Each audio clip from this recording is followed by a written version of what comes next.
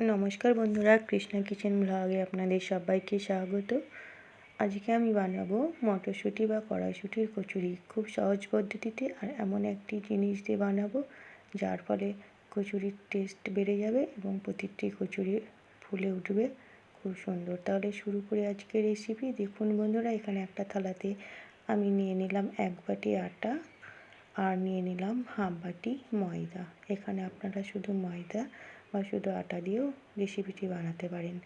দিয়ে দিলাম স্বাদ মতো লবণ আর দেব 1 চামচ মতো জোয়ান। এখানে একটু হাত দিয়ে ঘষে দেব, তাহলে কিন্তু কচুরির টেস্টটা বেশ ভালো হয়। এবার দিয়ে দেব বেশ খানিকটা সাদা তেল।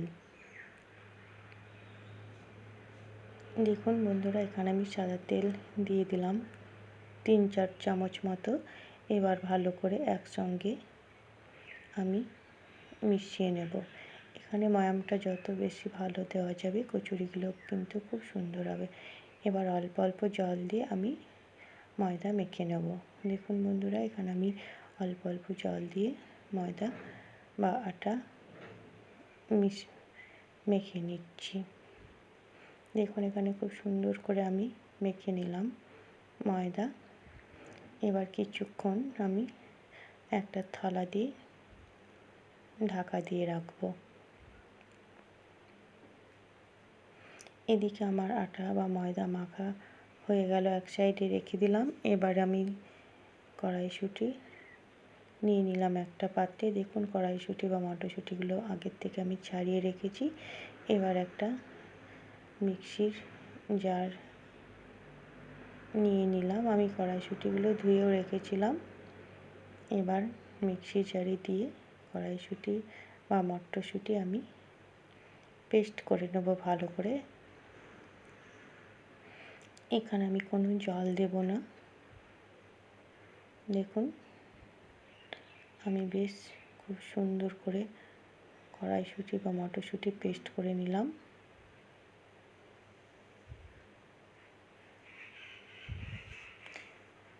এবার গ্যাস অন করে একটা কড়াই বসিয়ে দিলাম। কড়াইয়ে দিয়ে দিলাম সামান্য সরিষার তেল, দিয়ে দিলাম হাফ চামচ হিং, হাফ চামচ কালো জিরে। এবার একটু নাড়াচাড়া করে নেব। হিং আর কালো জিরে দিয়ে দিলাম 1.5 চামচ মতো আদা আর কাঁচা লঙ্কা বাটা। এখানে আমি খুব মিহি করে পেস্ট করিনি। এবার আদা আর কাঁচা লঙ্কাটাকে আগে একটু নেড়ে চেড়ে নিলাম যাতে কাঁচা গন্ধ না থাকে। এবার আমি দিয়ে দিচ্ছি মটরশুঁটি বা কড়াইশুঁটির পেস্ট।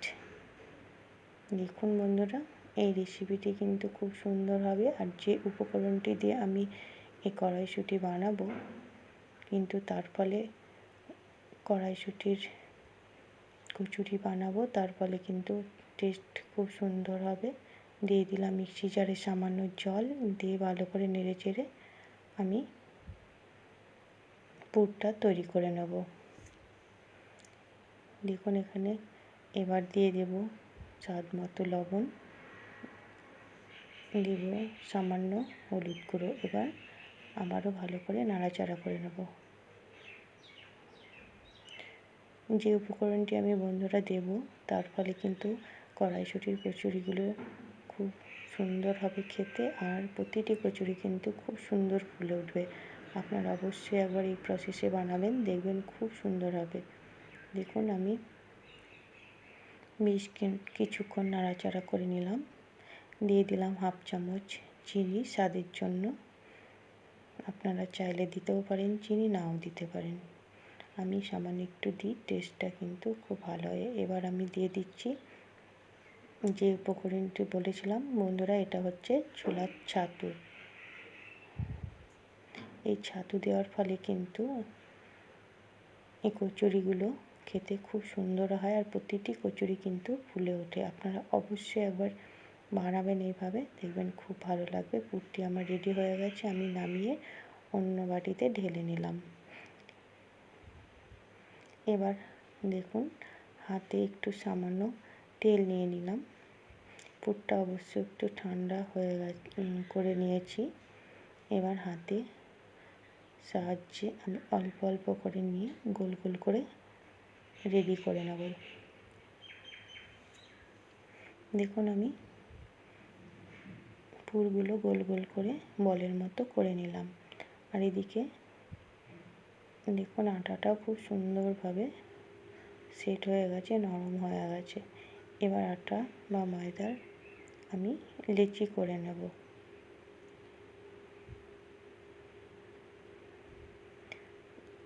দেখুন আমি এবার একটা একটা করে লেচি করে নিচ্ছি। তাহলে আমার চ্যানেলে নতুন বন্ধু হয়ে থাকলে চ্যানেলটিকে সাবস্ক্রাইব করে পাশে থাকবেন আর পাশে থাকা বেল আইকনটি ক্লিক করবেন। আর রেসিপিটি যদি ভালো লাগে লাইক শেয়ার কমেন্ট করবেন এবং ফ্রেন্ডস ও ফ্যামিলির মধ্যে প্রচুর প্রচুর শেয়ার করবেন। দেখুন আমার লেচিও কাটা হয়ে গেছে। এবার হাতের সাহায্যে গোল করে ভেতরে একটা পুর যে বলগুলো তৈরি করেছিলাম সেগুলো আমি পুরে দিচ্ছি। দিয়ে এবার মুখটা বন্ধ করে এবার একটা একটা করে সবগুলো রেডি করে নেব। দেখুন আমি অর্ধেকগুলো পুরে রেখেছি বল, আর অর্ধেকগুলো রেখেছি। আগে অর্ধেকগুলো ভেজে নেব, তারপর পরে আবার রেডি করে ভাজবো।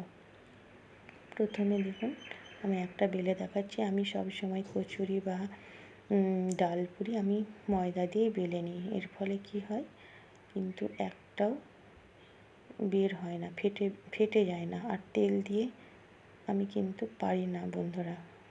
ময়দা দিয়ে আপনারা দেখবেন হালকা হাতে বেলে নেবেন, খুব সুন্দর হবে, একটাও বেরোবে না পুরগুলো। এইভাবে আমি কিছুটা কচুরি বা আমি বেলে নিলাম। দেখুন এবার ভেজে দেখাচ্ছি আপনাদের। আগের থেকে কড়াই বসিয়ে রেখেছিলাম, দিয়ে দিচ্ছি আমি পরিমাণ মতো সাদা তেল।